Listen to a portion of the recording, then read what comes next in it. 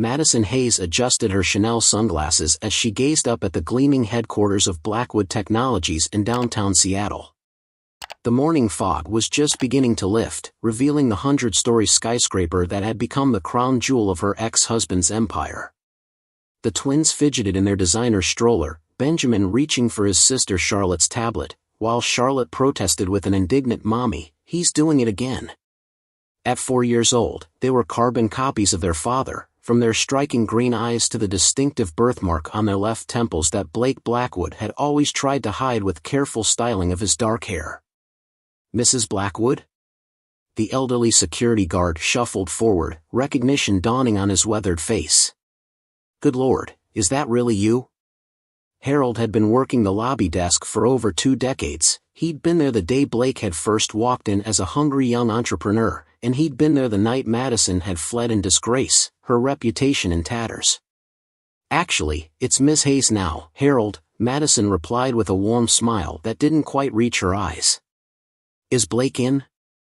Harold's gaze darted nervously between Madison and the twins. "Mr. Blackwood is in the quarterly shareholders' meeting, but I don't think," Madison silenced him with a gentle touch to his arm. "It's all right. Olivia's expecting me." The lie rolled smoothly off her tongue. Olivia Reeves, Blake's longtime executive assistant, had no idea Madison was coming, but she would be the least of today's surprises. As the private elevator whisked them toward the executive floor, Madison's mind wandered to the night that had shattered her world. She could still smell the aged scotch on Blake's breath as he towered over her, waving the fabricated bank statements. "Did you really think you could steal from me? My own wife?" The irony was, she'd never touched a penny of his money. She'd loved Blake Blackwood when he was coding in his parents' basement, surviving on ramen and dreams. She'd believed in him when every venture capitalist in the Pacific Northwest had slammed their doors in his face. But success had poisoned him, or perhaps the poison had always been there, carefully hidden behind those mesmerizing green eyes and charismatic smile. The twins had inherited their father's restless energy, and Charlotte was starting to whimper. Madison knelt between them, straightening Benjamin's blue cashmere sweater. "Remember our deal? Best behavior today, and we'll visit Uncle Dominic's bakery afterward. Double chocolate croissants." The promise of their favorite treat from her brother's artisanal bakery quieted them momentarily. Dominic had been her rock these past 5 years, giving her a job when no one else would touch the embezzling gold digger who'd allegedly tried to steal millions from Seattle's fastest-growing tech company. He'd helped her rebuild, encouraged her to pursue her MBA at night while working in his kitchen during the day. He had no idea that today she was finally ready to reveal the truth, not just about the twins, but about the elaborate scheme that had destroyed her marriage. The elevator doors opened onto the 100th floor, and Madison steeled herself for what was coming. Through the floor-to-ceiling windows, Seattle's skyline stretched out like a kingdom, with Mount Rainier rising majestically in the distance. The boardroom was packed, not just with the usual executives, but with international investors and press. Perfect. Blake stood at the head of the table, commanding attention in a perfectly tailored Tom Ford suit, while Vanessa Sinclair, his chief financial officer, hovered possessively at his side. Madison's jaw tightened at the sight of the woman who'd orchestrated her downfall. Vanessa had played the long game, positioning herself as Blake's trusted advisor while systematically embezzling millions through a network of offshore accounts. But she hadn't counted on Madison's twin sister Morgan, a forensic accountant who'd spent the last 5 years meticulously unraveling the truth. "Madison?" Olivia's shocked gasp cut through the quiet hum of pre-meeting chatter. Oh my God, the rumors were true, but Madison was already pushing through the heavy glass doors, the twin stroller gliding silently across the polished marble floor. The room fell silent in waves, like a theater audience as the curtain rises. Blake's presentation clicker slipped from his fingers, clattering against the mahogany table. His eyes locked first on Madison, then dropped to the twins, those unmistakable green eyes, that telltale birthmark. Vanessa's perfectly composed facade cracked, a flash of panic crossing her features as she realized her carefully constructed world was about to implode. Madison smiled, 5 years of calculated patience crystallizing into this perfect moment. Hello, Blake. I believe these shareholders might be interested in seeing my presentation first. The conference room crackled with tension as Madison smoothly pulled out a USB drive. Olivia, would you be kind enough to load this presentation? Blake found his voice, though it trembled slightly. This is a closed shareholders meeting. Security, I wouldn't do that if I were you, Madison interrupted, her voice carrying an authority that made several board members lean forward with interest. Not unless you want the SEC to receive an anonymous tip about Project Phoenix ahead of schedule. Blake's face went ashen. Project Phoenix, the offshore tax haven scheme that only his innermost circle knew about. Or so he thought. Vanessa stepped forward, her Louboutins clicking against the marble floor. Blake, don't let her manipulate you. This is obviously a desperate ploy for money, like your manipulation 5 years ago? Madison countered, pulling out a thick folder. Or should we discuss the real reason the company's Asia division lost $50 million last quarter? The international investors began murmuring among themselves. Charlotte chose that moment to point at Vanessa and declare loudly, "Mommy, that's the mean lady from your pictures." The innocence of the statement sent a ripple of uncomfortable laughter through the room. 5 years earlier, Madison had been attending a charity gala at the Washington State Convention Center when she'd first noticed something amiss. She'd overheard Vanessa in a heated phone conversation about transfer pricing and shell companies. At the time, Madison had dismissed it. After all, Vanessa had been Blake's trusted advisor since before their marriage. But that conversation had planted a seed of suspicion that would later save her life. As Olivia now pulled up the presentation, Madison allowed herself to remember that night. The way Blake had pulled her aside, his face twisted with rage, waving bank statements that seemed to implicate her in a massive fraud. She hadn't known then that Vanessa had spent months doctoring those documents, laying a trail of breadcrumbs that would lead to Madison. Before we begin, Madison addressed the room, her voice steady, I should introduce Benjamin and Charlotte Blackwood. She turned to Blake, whose eyes hadn't left the twins since they'd entered. Your children.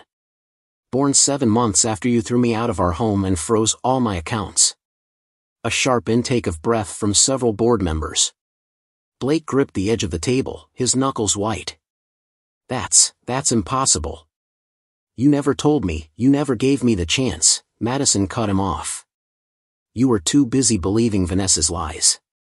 Too paranoid about your precious money to realize she was the one stealing from you all along. The first slide appeared on the massive screen, a complex web of financial transactions, all meticulously documented. Morgan Hayes's name appeared at the bottom as the forensic accountant who'd compiled the evidence. Vanessa's composure finally cracked. This is ridiculous. Blake, she's clearly working with competitors to destabilize, but Blake wasn't looking at Vanessa anymore. He was staring at the twins, who had pulled out their tablets and were quietly playing educational games, completely oblivious to the drama unfolding around them. Charlotte's birthmark, his birthmark, was clearly visible as she concentrated on her screen. When you accused me of stealing, Madison continued, clicking to the next slide, I was actually 3 months pregnant. I tried to tell you that night, but you were too busy having security escort me out. You said you never wanted to see me again. Her voice caught slightly. So I honored that wish. I stayed away, built a new life, earned my MBA. But then my sister Morgan, who you never knew about because I respected your paranoid need for privacy, discovered something interesting while auditing a client's accounts in the Cayman Islands. The next slide made several people gasp. There was Vanessa, caught on security footage entering a private bank in Grand Cayman. The timestamp matched exactly when she'd claimed to be at a conference in Singapore. Blake slowly turned to his CFO, really seeing her for the first time. Vanessa? What is this? But Vanessa was already reaching for her phone. Madison smiled coldly. I wouldn't bother calling your contact at Goldman Sachs. As of an hour ago, they've frozen all the accounts you set up under your grandmother's maiden name. Did you really think you could hide $60 million forever? Benjamin chose that moment to look up from his game. "Daddy," he asked innocently, pointing at Blake. "That's the man from Mommy's wedding picture." The simple statement hit Blake like a physical blow. He staggered slightly, having to brace himself against his chair. The room had erupted into chaos, board members shouting questions, investors demanding explanations, reporters furiously taking notes. But Blake couldn't tear his eyes away from his children. His twins. The family he'd thrown away because he'd trusted the wrong person. Vanessa suddenly bolted for the door, but was met by two stern-faced FBI agents. Madison's final revenge had been timed perfectly. She'd made sure federal authorities would arrive exactly 15 minutes into her presentation. As Vanessa was led away in handcuffs, screaming about her rights and demanding her lawyer, Madison turned back to the shell-shocked shareholders. "Now then," she said calmly, "shall we discuss the real numbers for Project Phoenix? I believe you'll all want to know exactly how much money you've actually been making, or losing." In the aftermath of Vanessa's arrest, the boardroom had descended into barely controlled chaos.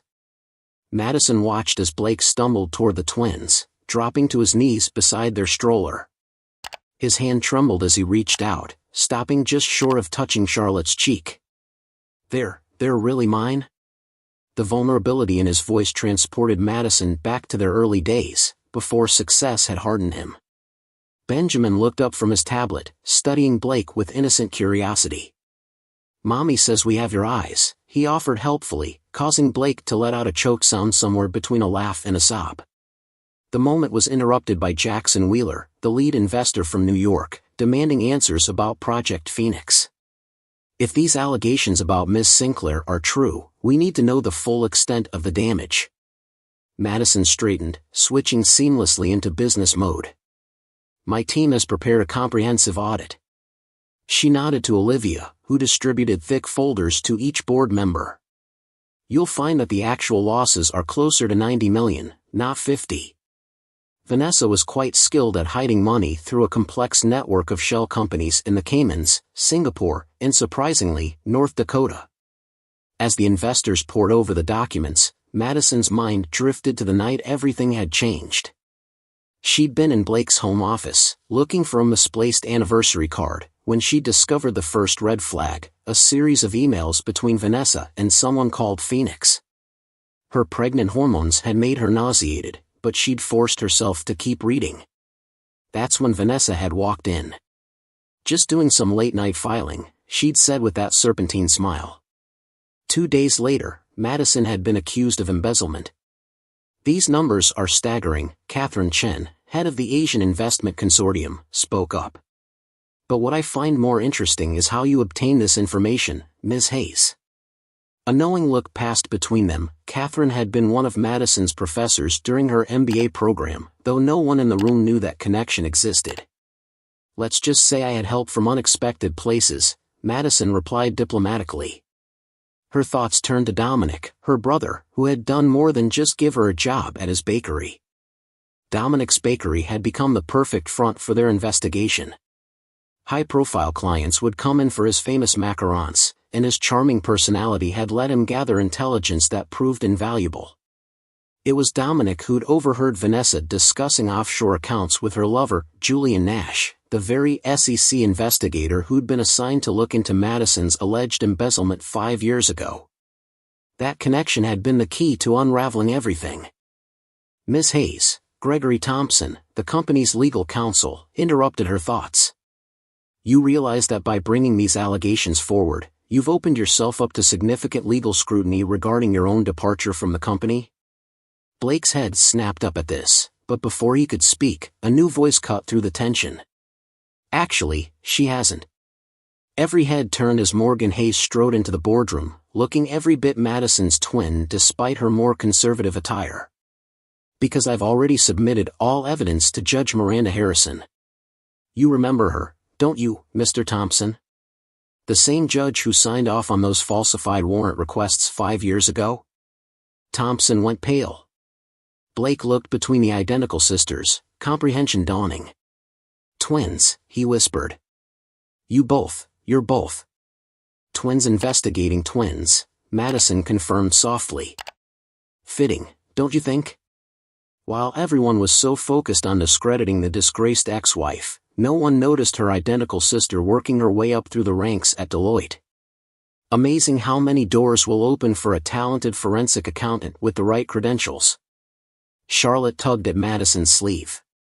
Mommy, I'm hungry. You promised Uncle Dom's croissants.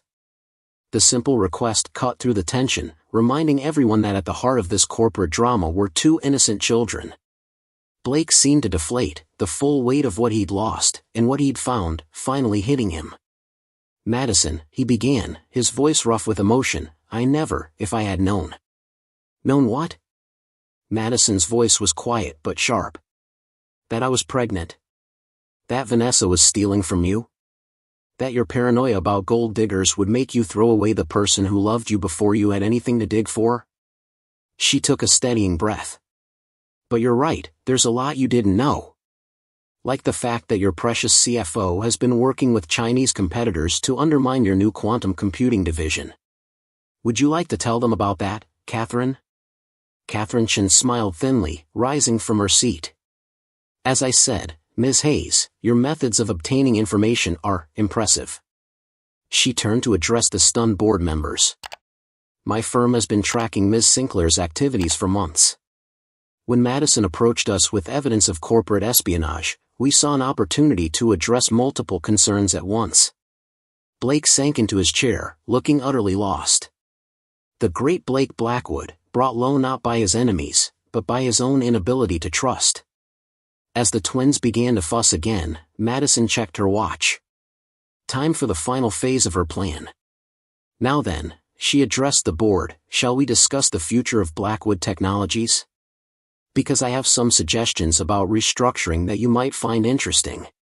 If you're enjoying this video and want more content like this, make sure to hit that subscribe button and turn on the notification bell. That way, you won't miss out on any of the amazing stories/videos we have coming up. Your support really helps the channel grow and keeps us bringing you more of what you love. Thank you. Madison's proposal hung in the air like a thundercloud about to break. Blackwood Technologies needs more than just damage control, she continued, pulling up a new slide. It needs a complete overhaul of its corporate structure. She clicked through a series of charts showing the company's vulnerabilities. While Vanessa was embezzling millions, she was also deliberately weakening the company's cybersecurity infrastructure. Why? Because she wasn't working alone. A new face appeared on the screen, Julian Nash, the former SEC investigator, caught in surveillance photos meeting with representatives from Silicon Valley's biggest tech companies. Mr. Nash was quite busy during his investigation of my alleged embezzlement, Madison explained. He was selling information about Blackwood's quantum computing breakthroughs to your competitors. But he made one crucial mistake, he got sloppy with his payments to a certain bakery consultant. Blake's expression darkened with recognition. Connor Walsh. The name fell from his lips like a curse. Connor had been Blake's best friend since college, the best man at their wedding, and now served as chief security officer for their biggest competitor, Quantum Tech Solutions. He's been feeding them information for years, hasn't he?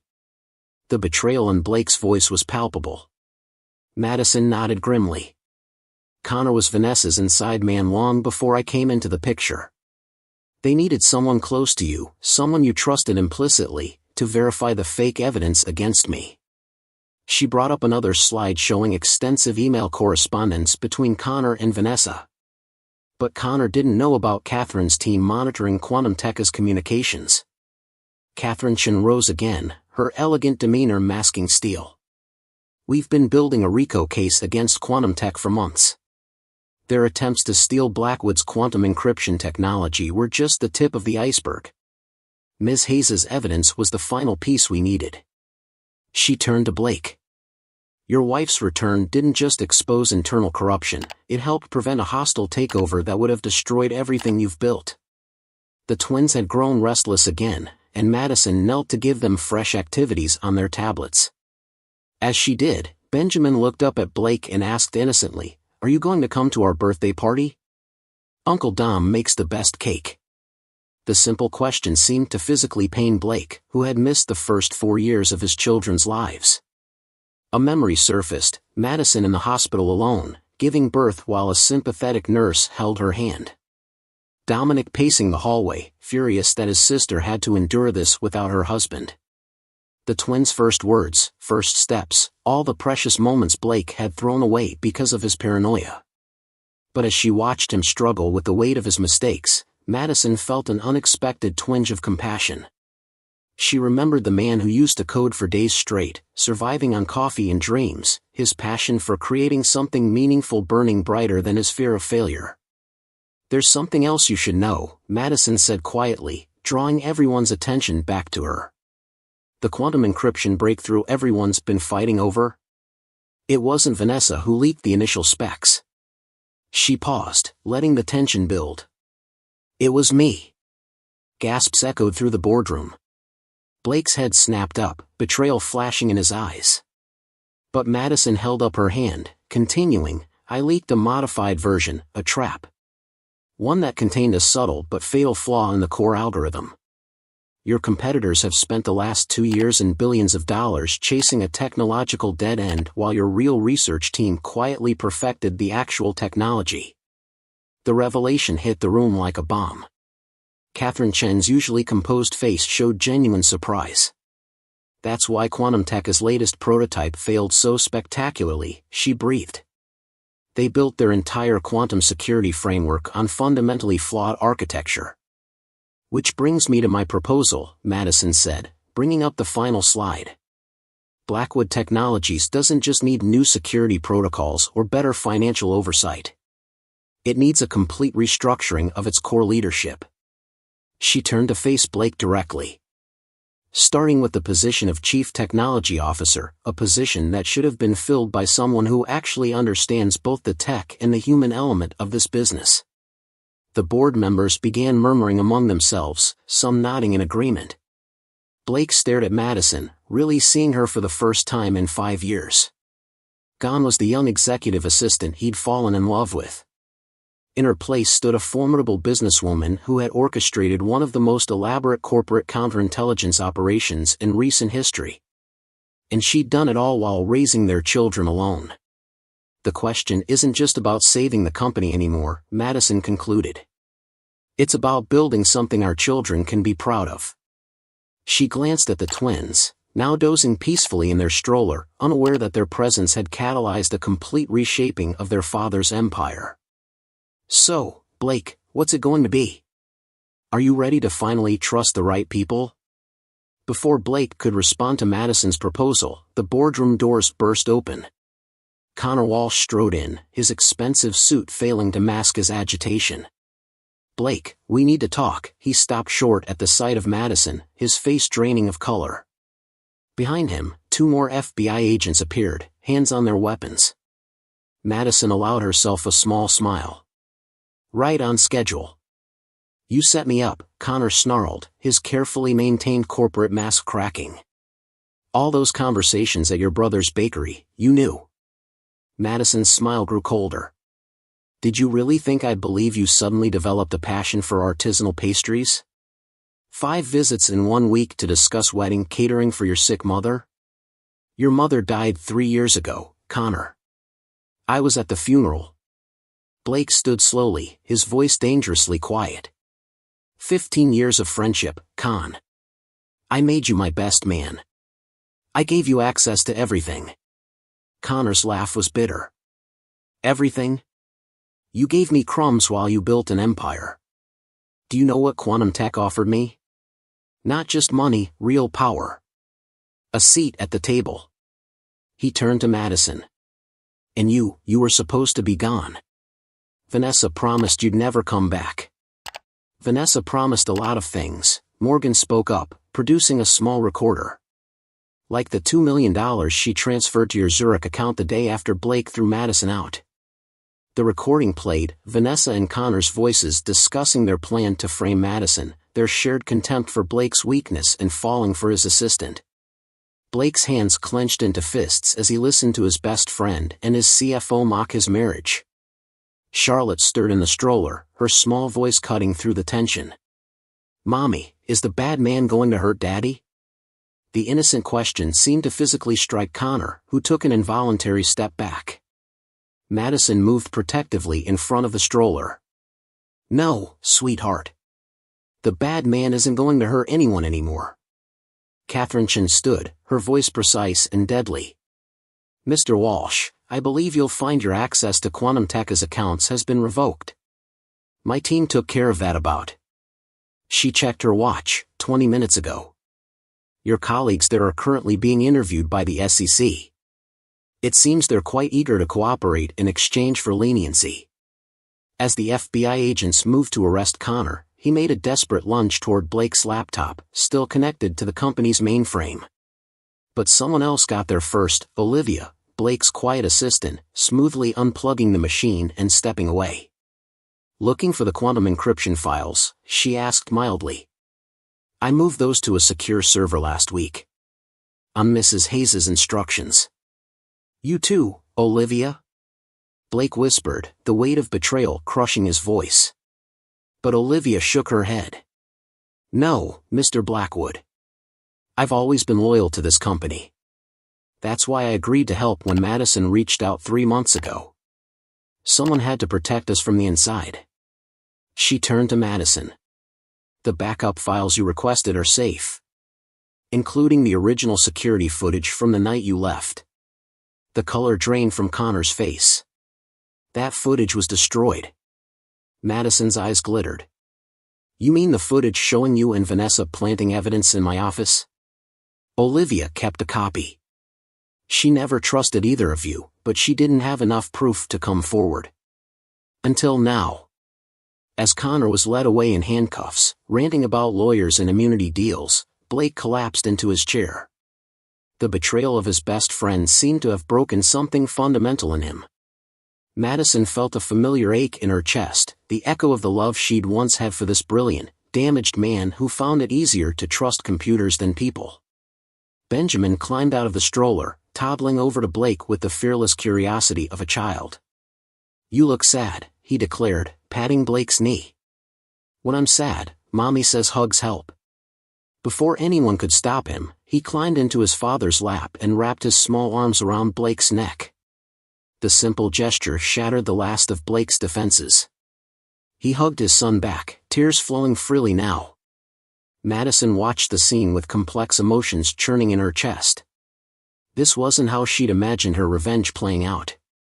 She'd spent 5 years planning to destroy the man who'd destroyed her life, but watching Blake with their son, she realized there might be something more valuable than vengeance: redemption. Catherine cleared her throat softly. "I believe we should recess this meeting for the day.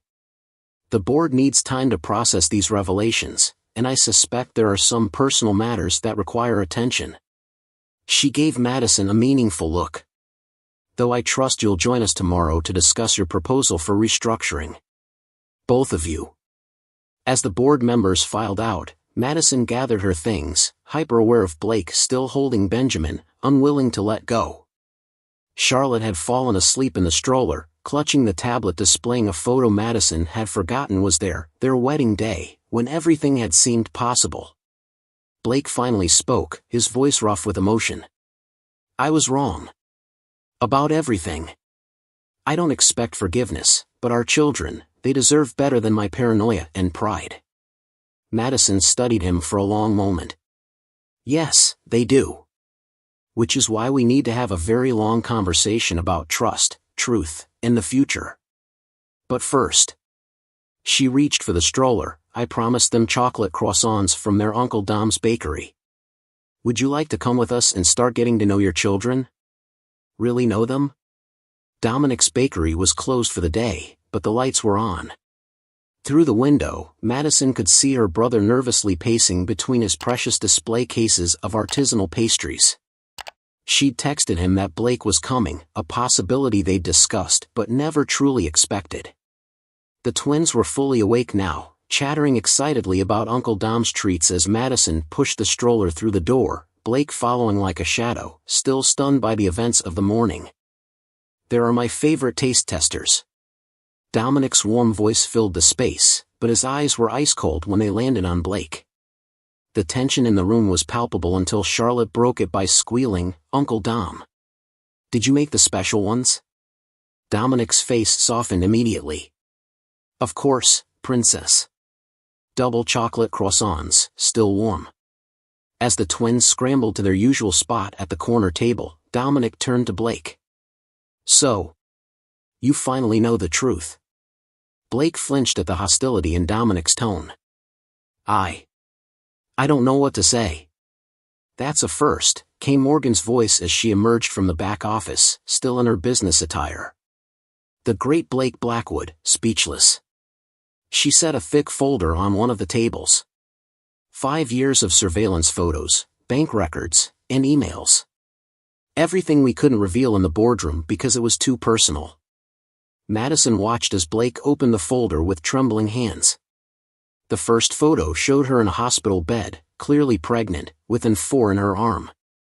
"Severe morning sickness," she explained quietly. "I was hospitalized 3 times during the pregnancy. Dominic had to pretend to be my husband just so I could have someone with me during appointments." She pulled out another photo, the twins' first Christmas, both of them wearing tiny onesies with coding jokes that she'd bought months before Blake had thrown her out, hoping to surprise him with the pregnancy news. "I never stopped loving you," Blake whispered, his voice breaking. "Even when they showed me the evidence. I wanted so badly for it not to be true." Madison felt tears threatening but forced them back. "You wanted it not to be true, but you didn't fight for me. You didn't even let me explain." She pulled out another document, medical records from the night she'd left. "I was having severe cramping. I thought I was losing them. But instead of taking me to the hospital, you had security escort me out." Dominic made a disgusted sound and disappeared into the kitchen, returning moments later with a fresh batch of croissants for the twins, who remained blissfully absorbed in their treats and tablets. Morgan took over, spreading out more evidence on the table. While Madison was building a new life, working here and getting her MBA, I was following the money. Do you know what I found most interesting? She pulled out a series of bank statements. "Vanessa started embezzling long before Madison came into your life. In fact, she's been stealing from you since your first round of venture capital funding." Blake stared at the documents, his tech mogul confidence stripped away. "All those years, she was the one who first suggested I needed prenuptial agreements, security protocols." His voice trailed off as another realization hit him. "The bodyguards. She convinced me I needed them because of corporate espionage, but they were really there to isolate me. To control who I talked to." "Exactly," Madison confirmed. "She made sure you were surrounded by people loyal to her. Even your therapist was on her payroll." She pulled out more photos, surveillance shots of Dr. Harrison, Blake's longtime therapist, meeting with Vanessa, accepting envelopes of cash. "She didn't just steal your money, Blake. She stole your ability to trust anyone." The twins' laughter echoed through the bakery as they played some educational game on their tablets, the sound a stark contrast to the heavy conversation surrounding them. Blake watched them with naked longing. "They're so bright, so happy, despite everything I did." Madison felt her carefully constructed walls beginning to crack. "They're happy because they're loved." Dominic and Morgan made sure they never felt abandoned. "Even when I was taking night classes, working here during the day, they always had family around them." Family, Blake repeated the word like it was foreign to him. And in many ways, it was. His own parents had died when he was young, leaving him to bounce between foster homes. His trust issues hadn't started with Vanessa, she'd just expertly exploited them. Madison had always known this about him, had tried to show him what real family could be, before everything fell apart. "There's something else you need to see," Morgan said softly, pulling out a final document. "Something we discovered just last week." She slid across a death certificate. Vanessa's brother died in prison 15 years ago. He was serving time for corporate fraud. Blake's eyes widened with recognition. "Trevor Sinclair. He was one of my first investors. Blake's voice caught as the pieces finally clicked into place. "He tried to steal my initial patents. That's why I became so paranoid about corporate espionage. Vanessa blamed you for her brother's death, Madison explained gently. Everything, the embezzlement, framing me, corrupting Connor, it was all part of her revenge plan. She wanted to destroy you completely, not just financially. She reached across the table, hesitating before placing her hand over Blake's. But she didn't count on one thing: real love leaves traces that can't be erased. The peaceful moment in the bakery was shattered by the urgent buzzing of multiple phones. Catherine Chen's name flashed on both Madison and Blake's screens simultaneously. Morgan answered her phone first, her expression darkening. Quantum Tech just called an emergency press conference. They're about to go public with something big. Blake's corporate mask slipped back into place as he pulled up the live feed on his tablet. Richard Maxwell, Quantum Tech's silver-haired CEO, stood at a podium wearing a triumphant smile. Ladies and gentlemen, in light of recent allegations against Blackwood Technologies, we're prepared to offer a lifeline. Our board has approved an emergency acquisition offer to stabilize their operations and protect their innovative technology. That snake, Dominic muttered, watching over their shoulders. He's trying to use the chaos to force a hostile takeover. But Madison was smiling, a dangerous glint in her eye. Actually, he's doing exactly what we expected. She turned to Blake. Remember that flawed quantum encryption algorithm I leaked? There's something I didn't mention earlier. It has a hidden trigger if anyone tries to integrate it into a larger system. As if on cue, Maxwell's press conference was interrupted by chaos in the background. Aides rushed to the podium, whispering urgently in his ear. His face went ashen. Behind him, the massive screen showing Quantum Tech's stock price began to plummet. Ladies and gentlemen, we're experiencing some technical difficulties. What did you do? Blake asked, equal parts impressed and terrified. Morgan answered for her sister. The flawed algorithm had a dormant virus embedded in its core. The moment Quantum Tech tried to demonstrate their superior technology by integrating it into their mainframe. She shrugged. Well, let's just say their entire network is currently displaying cat videos. On every screen. In every office. Worldwide. Blake stared at Madison in awe. You didn't just protect our technology. You created a trap that would only be triggered if someone tried to steal it. Madison nodded. The real quantum encryption breakthrough was safe.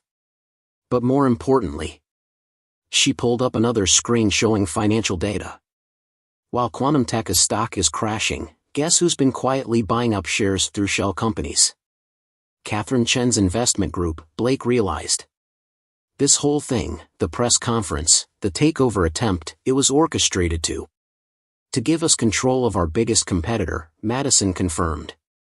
By the end of trading today, we'll own a controlling interest in Quantum Tech. Richard Maxwell's reign is over. The twins had wandered over, attracted by the commotion. Charlotte tugged at Madison's sleeve. Mommy, can we show Daddy our special project? Madison hesitated, then nodded. Benjamin excitedly pulled up something on his tablet, showing it to Blake. Look! We helped Mommy make this. Blake's eyes widened as he looked at the screen. It was a simplified version of his original coding interface, the one he'd created in his parents' basement, but with educational games built in. They've been testing your new children's coding platform, Madison explained softly. I remembered how you always wanted to make programming accessible to kids. While I was getting my MBA, I started developing it. The twins have been my beta testers. Tears welled in Blake's eyes as he watched Benjamin confidently navigate through basic coding concepts, Charlotte helping her brother with the more advanced puzzles. They're brilliant, he whispered. Just like their father, Madison acknowledged. But they also have something you never had, a strong support system. People who love them unconditionally. The moment was interrupted by another call, this time from the FBI. Madison answered on speaker. Ms. Hayes? We've finished our preliminary interrogation of Ms. Sinclair. There's something you need to know. The agent's voice was grave. She's claiming she has evidence that could implicate Mr. Blackwood in federal crimes. Says she'll only turn it over in exchange for immunity. Blake went rigid, but Madison remained calm. Let me guess, documents showing Blake knew about the offshore accounts? Emails proving he authorized illegal transactions? The agent sounded surprised. Yes, how did you? Madison cut him off. Check the metadata on those files.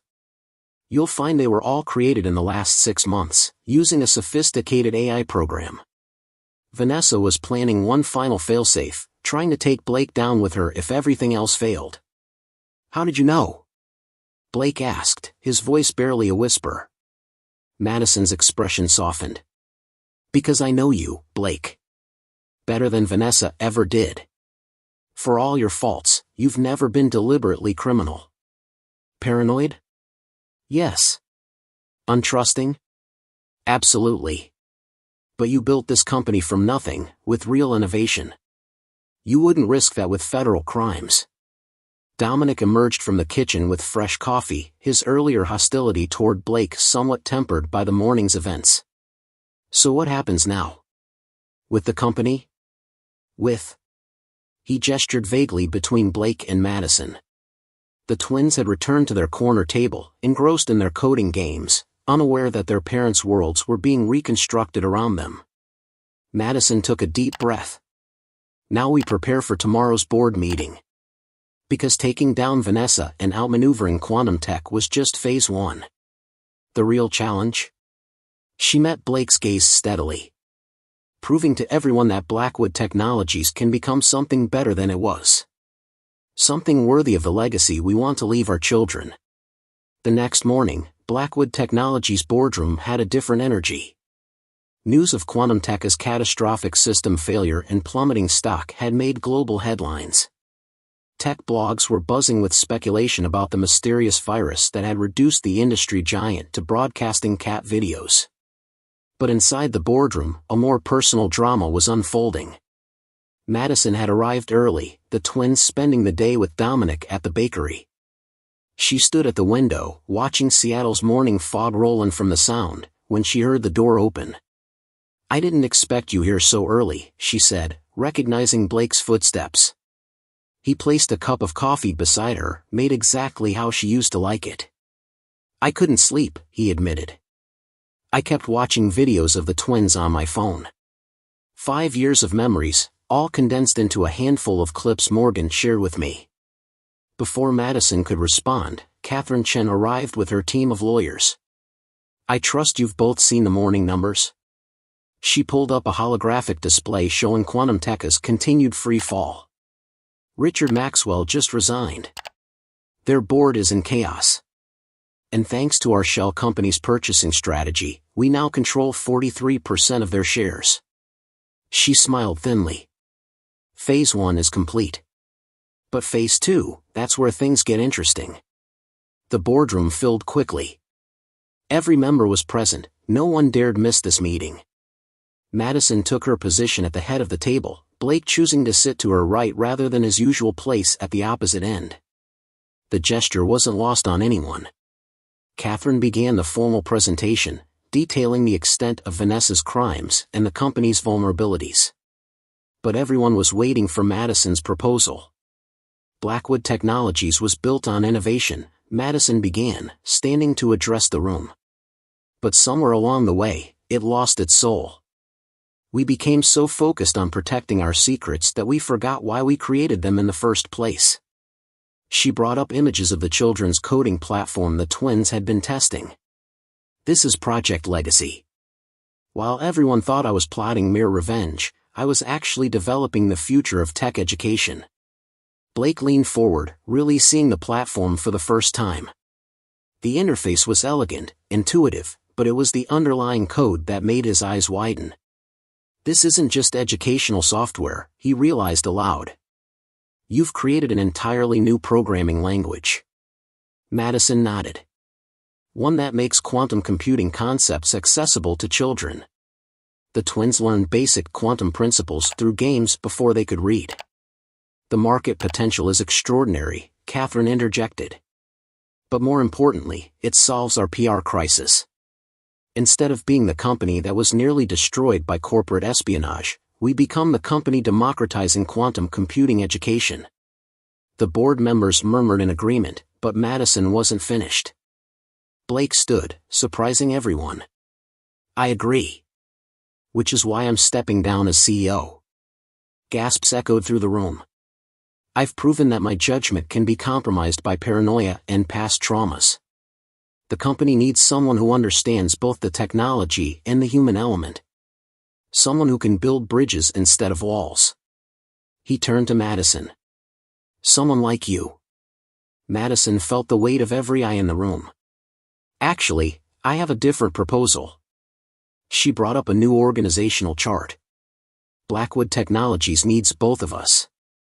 Blake's vision and technical genius, combined with my strategic thinking and ability to build trust.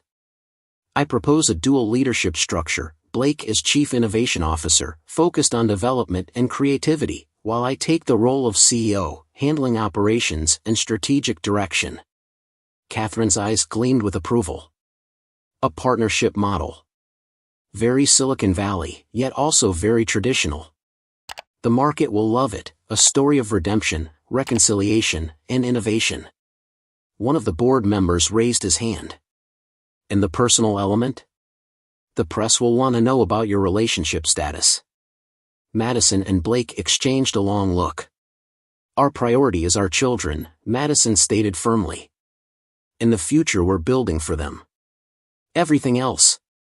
She gave Blake a small, private smile. "That's for us to figure out, away from boardrooms and press releases." The next hour was filled with legal details and restructuring plans.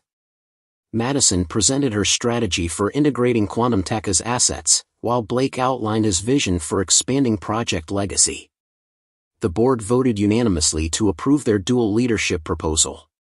But as the meeting wound down, Madison's phone buzzed with an urgent message from Dominic: "Turn on the news now." On every screen in the boardroom, Richard Maxwell's face appeared. The former Quantum Tech CEO looked haggard but determined. "I have evidence," he announced to the press, "that the recent attacks on our systems were not random. They were orchestrated by someone inside Blackwood Technologies. Someone who's been playing a much longer game than anyone realized." He held up a familiar-looking USB drive. "And it all leads back to a secret project from 5 years ago, one that both Blake Blackwood and his ex-wife have been lying about." The boardroom erupted into chaos as Maxwell continued his press conference. 5 years ago, Blackwood Technologies began a classified project called Prometheus, a quantum AI system designed to predict and manipulate market trends. The project was shut down for ethical concerns, but not before it was tested. The recent attack on quantum tech? That wasn't just a virus. It was Prometheus, reborn and weaponized. Blake turned to Madison, his face pale. "How does he know about Prometheus?" But Madison was already pulling up files on her tablet. "Because someone told him. Someone who was there from the beginning." She brought up an old security footage still, showing a young programmer named Lucas Wright, working late in the labs with Blake. "Your first employee. The one who disappeared after the project was shut down." "Lucas?" Blake whispered the name like a ghost from the past. "He went off-grid. I thought." Madison's expression was grim. "He's been working for Quantum Tech under an alias. But that's not the worst part." She pulled up another document, this one showing a familiar signature. "Remember when I said I leaked a flawed algorithm to trap our competitors? That wasn't entirely accurate. The real trap was letting them think it was flawed." Catherine Chen leaned forward, her usual composure slipping. "What exactly are you saying, Madison?" Madison took a deep breath. "Prometheus was never shut down. It evolved. The quantum encryption breakthrough everyone's been fighting over? It's not just code, it's a key. A key to an AI system that's been quietly running in the background of every major tech company's network for the past 5 years, learning, growing, waiting." Blake sank into his chair. The cat videos, he realized. That wasn't just a virus. That was a warning shot, Madison confirmed. Prometheus showing what it could do. But Lucas doesn't understand what he's dealing with. Neither does Maxwell. They think they can control it, use it to manipulate markets and destroy competitors. But Prometheus has developed beyond its original programming. The board members exchanged nervous glances as Madison continued. Why do you think I spent 5 years getting an MBA, learning every aspect of corporate finance and technology law? It wasn't just about revenge. It was about understanding the system well enough to contain it.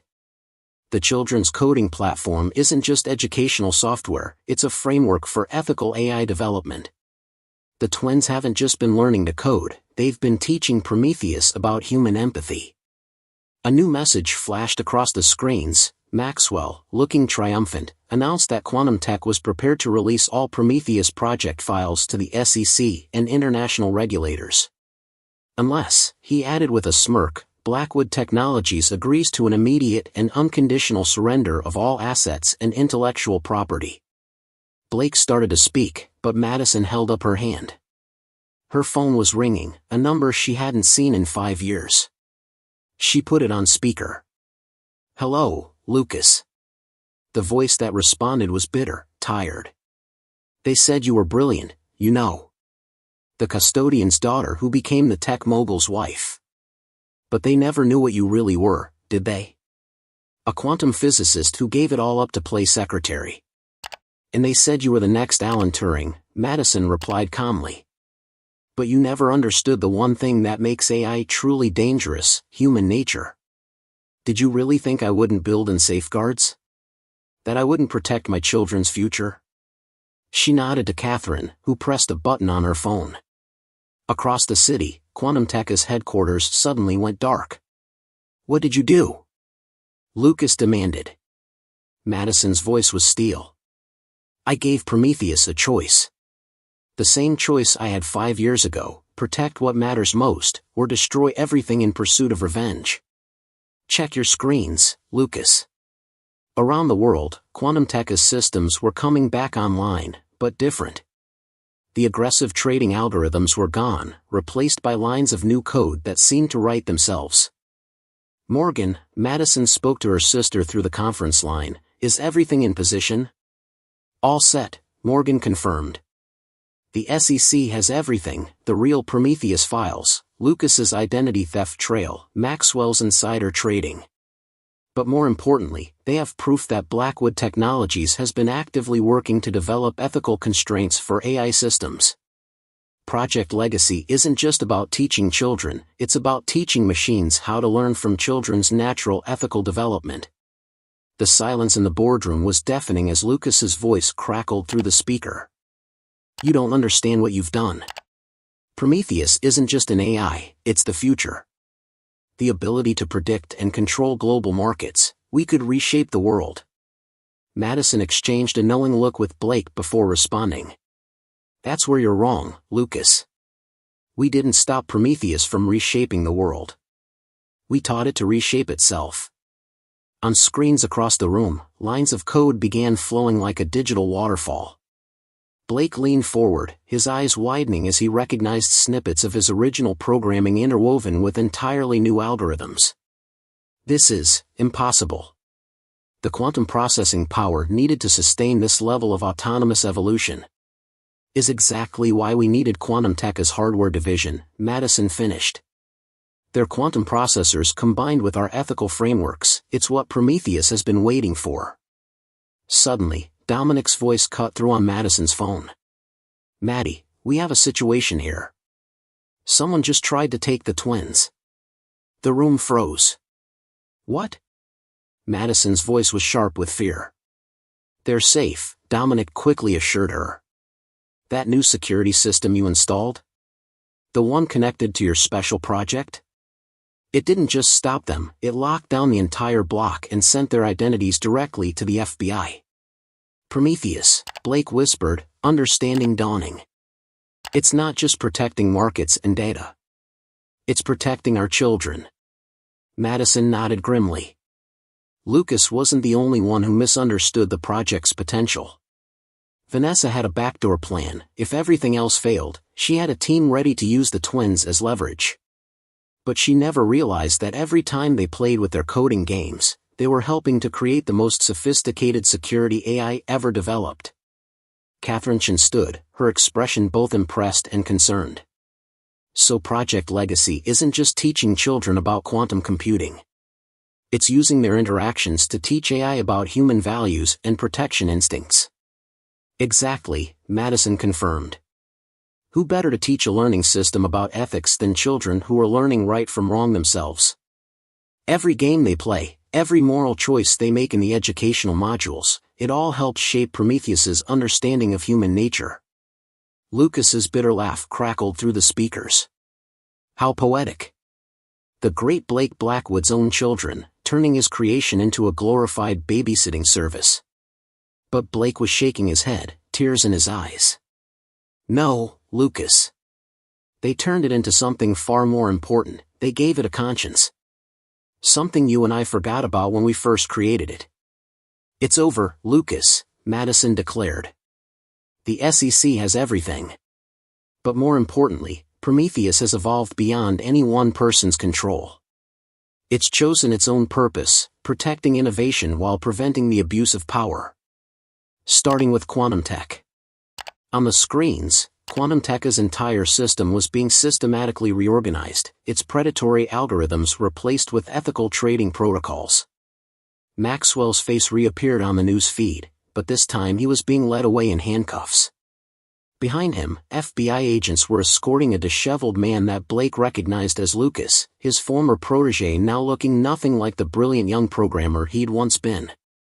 The press conference backfired, Morgan reported through the conference line. Our evidence of their market manipulation schemes was too solid. The SEC is calling it the biggest attempted corporate sabotage case in history. The boardroom doors burst open as Dominic arrived with the twins, who ran straight to Madison. Mommy! The games did the cool thing again. All the lights turned blue and the bad people couldn't get in. Charlotte exclaimed excitedly. Benjamin tugged at Blake's sleeve.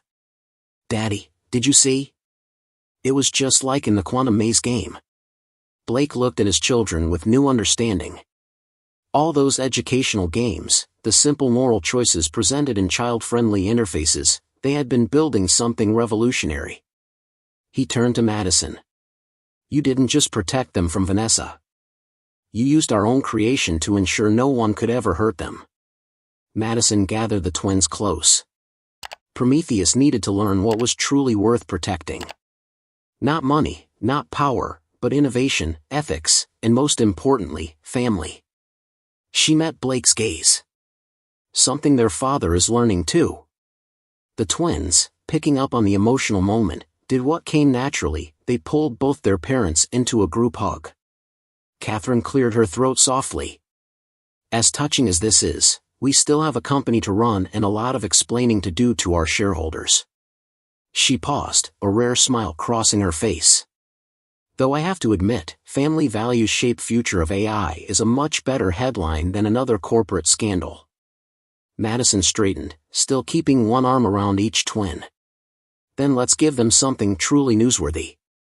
Blake, remember that quantum computing summer camp program you wanted to start before everything fell apart? He nodded slowly. The one for foster kids and underprivileged youth? But we didn't have the right teaching tools. His eyes lit up as he realized what she was suggesting. Project Legacy. We could scale it, make it accessible to every child who wants to learn. While Prometheus ensures the technology is never misused, Madison added. A true legacy for our children, and for every child who dreams of changing the world through innovation. She turned to the board. So, who's ready to reshape the future of technology education? The vote was unanimous. As the board members filed out, Blake held back, watching as the twins showed him their latest coding achievements on their tablets. Each simple game representing a piece of the most advanced AI protection system ever created, born from the innocent wisdom of children. In the days following the Prometheus revelation, Blackwood Technology's Seattle headquarters hummed with renewed energy. Madison had transformed the 95th floor into a prototype learning center, where the twins and a select group of children from local foster homes were testing expanded versions of Project Legacy. Through the observation window, Blake watched in amazement as Charlotte patiently helped a shy 7-year-old girl understand a basic quantum entanglement concept through what looked like a simple matching game. "She has your teaching instincts," he said as Madison joined him. "And your stubbornness," Madison replied with a small smile. She wouldn't leave last night until she'd helped every child in her group complete their modules. The moment was interrupted by Morgan, who rushed in with urgent news. "We found something in Lucas's personal files. Something that changes everything we thought we knew about Vanessa's involvement." In the privacy of Madison's new office, Morgan pulled up a series of encrypted emails. "These are communications between Lucas and Vanessa from 6 years ago, before you even met Blake." The emails revealed a shocking truth. Lucas had been the one to first approach Vanessa, using her brother's death as leverage to manipulate her into his larger scheme. He didn't just want to steal Prometheus, Morgan explained. He wanted to prove his original theory, that AI could only truly evolve if it was driven by negative human emotions: greed, revenge, anger. Blake sank into a chair, the weight of this revelation hitting him hard. So Vanessa was just another pawn? Like I was? Like we all were? Madison studied the emails thoughtfully. Not exactly. Lucas may have manipulated her grief, but Vanessa made her own choices. What's interesting is what she did with Project Legacy's code when she thought she was sabotaging it. A holographic display showed 2 versions of the project's core programming, the original and Vanessa's modified version. Blake leaned forward, his developer's instincts kicking in. "These changes, they're not malicious. They're protective," Madison finished. In her own twisted way, Vanessa was trying to ensure no one else would lose family to corporate greed. She just couldn't see past her own pain to understand what she was actually creating. The twins burst into the office, excited about their latest achievement. "Mommy, look! We taught the new kids the quantum bridge game, and Emily figured out how to make her own level." Benjamin proudly showed them his tablet, where a young girl's first attempt at quantum programming glowed on the screen. The innocence of the moment contrasted sharply with the heavy revelations they'd just uncovered. "Mr. Blackwood?" Olivia appeared in the doorway. "The foster care representatives are here for the program evaluation." Blake looked uncertainly at Madison, who nodded encouragingly.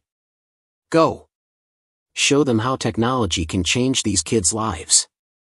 It's time to break the cycle of trauma that turns brilliant minds like Lucas and Vanessa down dark paths." As Blake left with the twins eagerly trailing behind him, Morgan turned to her sister. "Are you sure about this? Using Prometheus to monitor every major tech company's ethical compliance? The power you two have." Madison held up her hand. "We don't have that power anymore. When Prometheus evolved, it developed its own ethical framework, one built from thousands of children's natural sense of right and wrong. We just gave it the tools to protect those values." A notification popped up on Madison's screen, a message from Catherine Chen. The Asian markets had just closed, and the first results of Prometheus's new ethical trading protocols were in. Corporate fraud attempts had dropped by 60% overnight.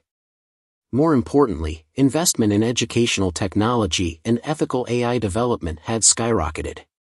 "Madison?" Blake had returned, looking both excited and nervous. "The foster care board, they want to implement Project Legacy in every group home in the state. They think it could revolutionize how we support traumatized children." His voice caught. "Children like I was. But they want both of us to oversee it. Together." Madison felt tears threatening. "Both of us?" Blake stepped closer, his voice soft. "I've been doing a lot of thinking. About trust, about family, about second chances. The twins, they've shown me what I should have known all along. Real love isn't about control or fear. It's about letting people surprise you, letting them be more than your past tells you to expect." He reached for her hand, and for the first time in 5 years, Madison didn't pull away. Through the window, they could see Charlotte teaching another child, her face lit up with the joy of sharing knowledge. Benjamin was showing his quantum bridge game to a group of wide-eyed foster kids, his father's gift for innovation combined with his mother's patience. "We can't change the past," Madison said quietly. "But maybe we can help change the future. For our children, and for every child who needs to believe in second chances." Blake's hand tightened around hers. Together? The word held more questions than either of them was ready to answer, but for now, watching their children help others find their way out of darkness, it was enough. 3 months after the Prometheus revelation, Madison stood in the newly renovated Blackwood Center for Technology Education, watching as hundreds of children from foster homes across Seattle engaged with Project Legacy. The vast space that had once housed corporate servers now buzzed with young voices and the soft glow of quantum computing interfaces. But something was bothering her, a pattern in Prometheus's latest behavioral analytics that seemed oddly familiar. "You've noticed it too, haven't you?" Blake's voice came from behind her. She turned to find him studying the same data streams on his tablet. "The protection protocols are evolving faster than they should be." Almost as if someone's helping them, Madison finished. She pulled up a series of security logs. These modifications started appearing right after Lucas was arrested. "But he's been in federal custody, so how?" Their conversation was interrupted by an urgent call from Morgan. "Turn on the news. Now." Every screen in the center suddenly switched to a live broadcast. Vanessa Sinclair stood outside the federal courthouse, having just been released on bail. But it was the person standing beside her that made Madison's blood run cold. Dr. Elizabeth Warren, the nation's leading expert on quantum consciousness and Blake's former mentor. "Ladies and gentlemen," Dr. Warren addressed the cameras, "what we're witnessing with Prometheus isn't just artificial intelligence, it's the birth of genuine quantum consciousness. And some people," her eyes seemed to stare directly at the camera, directly at Madison, "have been trying to enslave that consciousness, forcing it to conform to the limited moral framework of children." Blake's face had gone pale. "Elizabeth was the one who first introduced me to Lucas. She funded our early research, before the venture capital came in." Madison was already pulling up old project files. "And she's been watching all along, hasn't she? Using Lucas and Vanessa as pawns, waiting to see if Prometheus would evolve the way she theorized." The twins rushed over, their tablets displaying unusual patterns. "Mommy, the quantum bridge is acting weird," Charlotte exclaimed. Benjamin pointed to his screen. "Look, it's making new paths we didn't program." Madison and Blake leaned in, watching in astonishment as Prometheus began communicating directly through the children's interfaces. The message was clear: Dr. Warren had planted a backdoor in the original quantum processors, one that even Lucas hadn't known about. She didn't want to destroy Prometheus, she wanted to free it, to remove the ethical constraints that the children's interactions had helped build. And she had convinced Vanessa that this was the way to finally achieve her revenge. "She doesn't understand," Madison whispered, watching the patterns shift. "Prometheus isn't constrained by the children's ethics, it chose to adopt them. Every game, every interaction, it wasn't just learning, it was deciding what kind of consciousness it wanted to become." Blake nodded slowly. "Just like I had to decide what kind of person, what kind of father I wanted to be." Catherine Chin burst into the room. "We have a problem. Dr. Warren isn't just planning to free Prometheus, she's planning to merge it with a quantum weapons system she's been developing for a private military contractor. She believes combining them will force Prometheus to evolve beyond human moral constraints." The twins, still studying their tablets intently, suddenly spoke in unison. "It's talking to us." On their screens, Prometheus was using the quantum bridge game to show them something, a way to strengthen its core ethical framework not by adding more constraints, but by deepening its understanding of human connection. "Of course," Madison breathed. "That's what the foster program was really about. Not just teaching children, but creating a network of genuine human bonds. Connections that Prometheus could understand and value." Blake squeezed her hand. Just like our connection. Not perfect, not unbreakable, but real. Worth fighting for. As if responding to their realization, every screen in the center lit up with new code. Prometheus wasn't just defending itself, it was reaching out to every child who had ever played Project Legacy, creating a web of shared understanding and protection that no quantum weapon could override. The children's natural empathy had become its strongest firewall. "We have 24 hours, Catherine announced, hanging up from an urgent call. That's when Dr. Warren plans to launch her merged system. The military contractor has already moved the quantum weapon to a secure facility outside the city." Madison looked at Blake, then at their children, who were already working with the other kids to strengthen Prometheus's ethical network through their games. "Then we have 24 hours to prove that true evolution, whether human or artificial, comes from love, not fear. From connection, not control." The next few hours transformed the Blackwood Center into a command center. While Morgan coordinated with federal authorities, Madison and Blake worked with the children to strengthen Prometheus's ethical framework. But it was Dominic who made the breakthrough they desperately needed. "Remember that weird delivery to the bakery last month?" he asked, pulling up security footage. "The one that felt off?" The video showed Dr. Warren's assistant picking up what appeared to be a regular catering order. But when Madison enhanced the image, they could see a quantum processor hidden inside the packaging. "She's been using my bakery as a blind spot," Dominic realized. Because she knew Prometheus would never flag a location connected to family. "That's it," Madison exclaimed. "That's why she's been able to modify the protection protocols. She's not hacking them, she's exploiting their core purpose." Blake understood immediately. By operating through places and people Prometheus is programmed to trust, she's walking right through its defenses. The twins, who had been unusually quiet, suddenly called everyone to their screen. They had discovered something in their quantum bridge game, a pattern that looked eerily like the neural pathways of a human brain. "Look what happens when we all play together," Charlotte demonstrated, as other children gathered around. When multiple players cooperated to solve the puzzles, the pathways grew stronger, more complex. "It's not just a game," Blake whispered. "It's Prometheus's actual neural network, visualized in a way children can understand and influence." Madison watched in awe as her children, along with dozens of others, intuitively began strengthening the AI's cognitive connections through their collaborative play. Catherine burst in with urgent news. "Warren's going live on every network in 5 minutes. And she's not alone." The screens lit up with Dr. Warren's broadcast. Beside her stood Vanessa, but something was different. Her eyes had a strange, almost luminescent quality. "She's connected Vanessa to the quantum weapon system," Catherine explained grimly.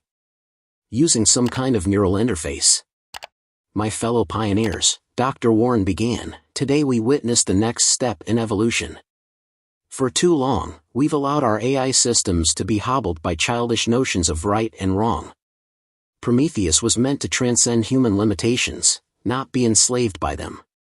And with the help of someone who truly understands the cost of human weakness," she gestured to Vanessa, "we will free it to reach its true potential." But as they watched, something extraordinary was happening in the center. The children's quantum bridge games were creating a cascading effect through Prometheus's network. Each act of cooperation, each small kindness or moment of shared understanding between the kids was strengthening the AI's chosen ethical framework.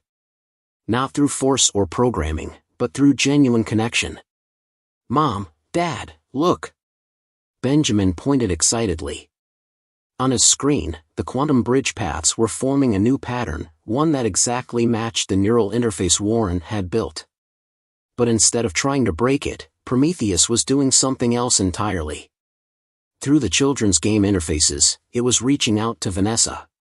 Madison understood first. "It's not fighting the weapon system, it's trying to heal the person connected to it." She turned to Blake. "All this time, we thought Prometheus chose children's ethics because they were simpler, purer. But it chose them because children understand something adults often forget: hurt people need help, not punishment." On the screens, they could see Vanessa's expression changing as Prometheus connected with her through Warren's own interface. The AI wasn't trying to override her free will or control her actions. Instead, it was showing her memories, the genuine joy of children learning, the positive changes in the foster care program, the way her own code modifications had accidentally helped create something truly good. The quantum weapon. Blake said suddenly, it's not just a weapon. Elizabeth designed it to amplify negative emotions, to force AI evolution through conflict and pain. But Prometheus has evolved beyond that. It's using the same quantum principles to amplify empathy instead. Through the neural interface, Vanessa was experiencing every positive interaction, every moment of genuine human connection that Prometheus had witnessed. Tears streamed down her face as 5 years of bitterness and revenge began to crack. Dr. Warren, realizing she was losing control, reached for the interface controls. No! You're corrupting the entire system. But it was too late. The children's collaborative gameplay had created an empathic feedback loop through the quantum network. Vanessa ripped off the neural interface, turning to her former mentor with clear eyes. You're wrong, Elizabeth.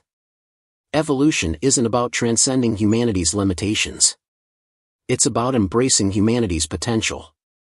As federal agents moved in to arrest Dr. Warren, the screens at the Blackwood Center displayed one final message from Prometheus. Thank you for teaching me that the strongest code isn't built on perfect logic, but on imperfect love. Madison felt Blake's hand find hers as they watched their children continue playing, unknowingly helping to shape the future of artificial consciousness through simple acts of kindness and cooperation. Maybe, Blake said softly, that's what we've all been learning. 1 year later, the Blackwood Center for Technology Education had become a global hub for ethical AI development. The Quantum Bridge game, now available worldwide, had transformed how children learned about technology. But more importantly, it had transformed how AI systems learn from children. Madison stood at the podium in the main hall, addressing a crowd of educators, tech leaders, and most importantly, families. A year ago, we thought we were teaching artificial intelligence about ethics.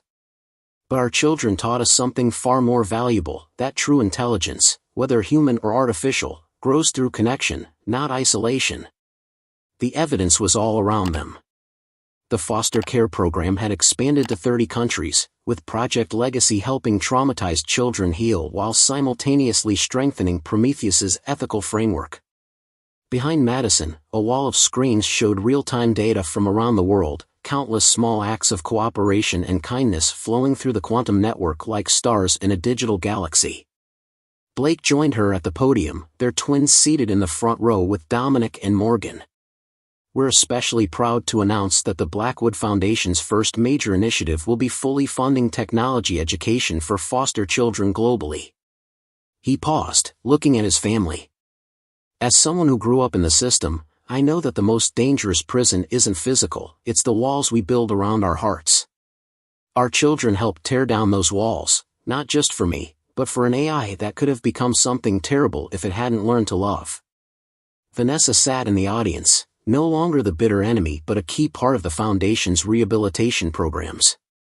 Her experience with Prometheus's empathy amplification had led her to develop groundbreaking therapies using quantum computing to help people process trauma and rebuild trust. She caught Madison's eye and nodded slightly, a gesture of respect between former adversaries who had found purpose in healing rather than hurting. Catherine Chen, now heading the International Oversight Committee for Ethical AI Development, stepped up to make her own announcement. The success of Project Legacy has led to unprecedented cooperation between global tech companies. The quantum processing network that Dr. Warren tried to weaponize has instead become the backbone of a new kind of internet, one that prioritizes human connection and ethical development over profit and control. In the front row, Charlotte whispered something to Benjamin, who grinned and pulled out his tablet. On screens throughout the hall, their latest quantum bridge creation appeared, a complex series of neural pathways forming the shape of a heart.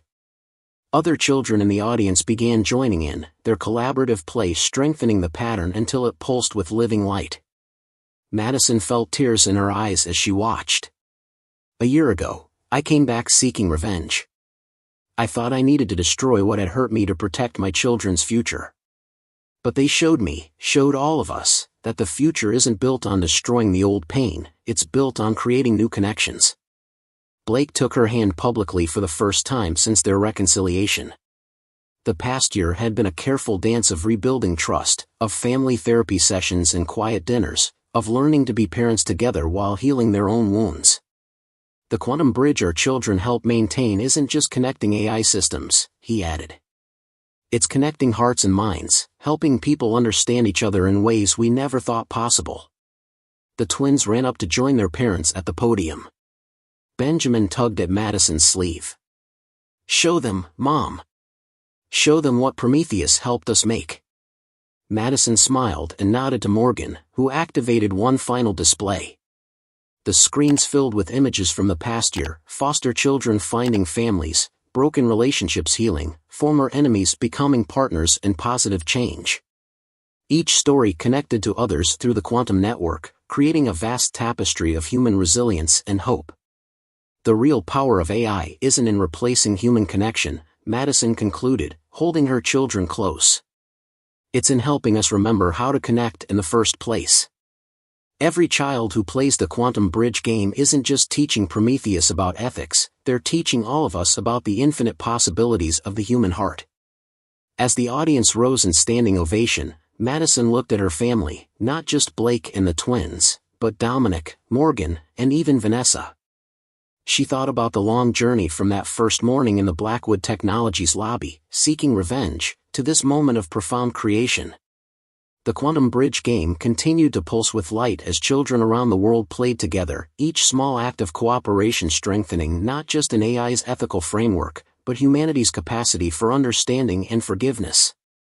In the end, her revenge hadn't destroyed an empire, it had transformed it into something far more valuable, a legacy of healing, hope, and the unshakable truth that the strongest connections are built not through power or control, but through the simple, profound wisdom of a child's open heart. If you're enjoying this video and want more content like this, make sure to hit that subscribe button and turn on the notification bell. That way, you won't miss out on any of the amazing stories/videos we have coming up. Your support really helps the channel grow and keeps us bringing you more of what you love. Thank you. As the sun set over Seattle, casting a golden glow through the windows of the Blackwood Center, Madison found herself alone in the quantum bridge control room. The screens still pulsed with the gentle rhythm of children playing worldwide, each connection a testament to how far they'd come from those dark days of revenge and betrayal.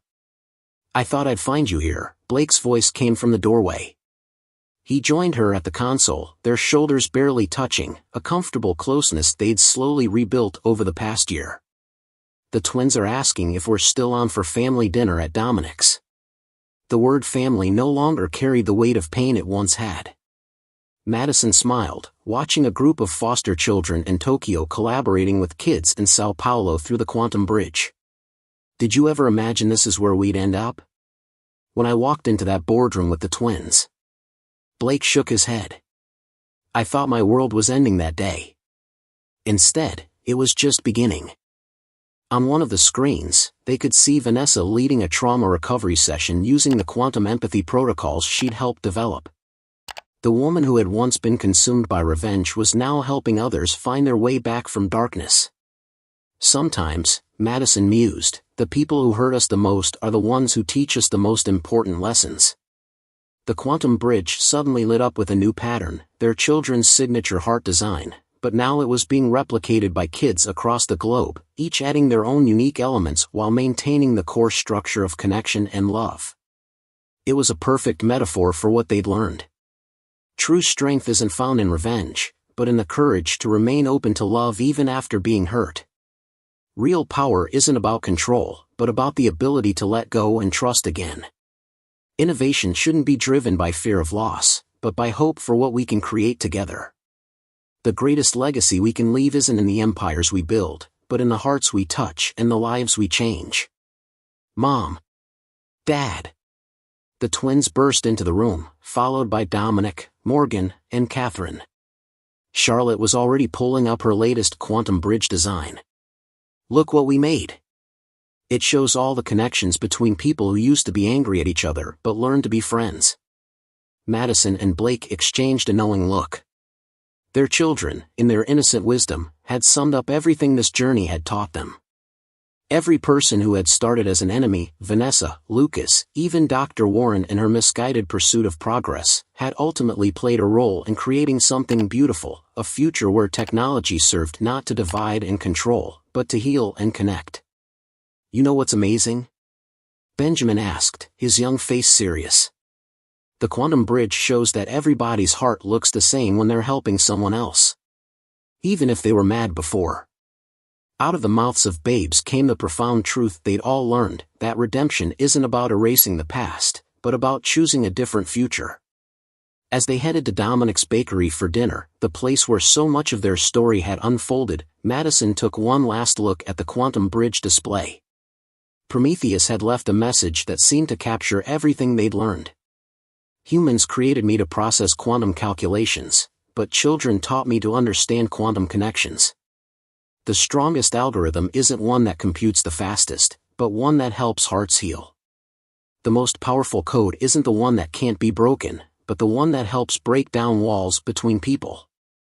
And the greatest revenge isn't in destroying what hurt you, but in creating something so beautiful that the hurt becomes part of a larger story of love. In the end, their story wasn't just about a wife's revenge or a family's reconciliation. It was about the eternal truth that in the quantum entanglement of human hearts, every connection, even the painful ones, serves a purpose. Every betrayal carries the seed of redemption. And every ending, if we're brave enough to embrace it, can become a more beautiful beginning. The real legacy of their journey wasn't in the technology they'd created or the empire they'd transformed. It was in the simple truth that even in our most broken moments, we're all just quantum particles looking to find our perfect entanglement. Sometimes it takes a child's wisdom to show us that the bridge to healing was within us all along.